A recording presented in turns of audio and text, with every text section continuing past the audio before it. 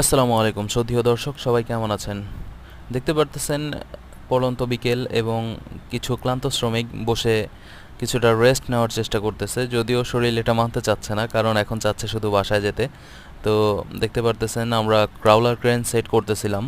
তো এখানে safety badge দেওয়া ছিল, দুজন লোক এটাকে পার করে আসতেছে, যদিও এটা নিয়মের বরখেলাপ। তারপরেও কিছু করার নাই, চায়না প্রজেক্টে খুব বেশি একটা নিয়ম শৃঙ্খলা মানা হয় না। তো যাই হোক, কাজের পরিবেশ কিছুটা প্রচণ্ড ব্যস্ততা, কিন্তু আমরা কিছুটা রেস্ট নিচ্ছি, কারণ আজকে বেশ অনেকগুলো প্রোগ্রাম দিয়েছিল, সেটা করতে হয়েছে।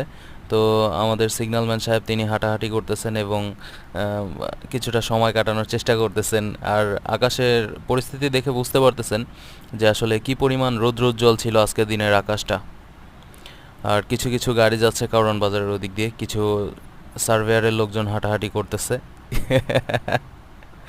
তো কিছুক্ষণের মধ্যেই আবার পুনরায় কাজ শুরু করতে হবে। তো সবাই কিছুটা জিরিয়ে নেওয়ার চেষ্টা করতেছে এবং আমিও গাড়ির মধ্যে কিছুটা জিরাচ্ছি। অবশ্য আমার গাড়ির কেবিনের এসিটা নষ্ট হয়ে গেছে।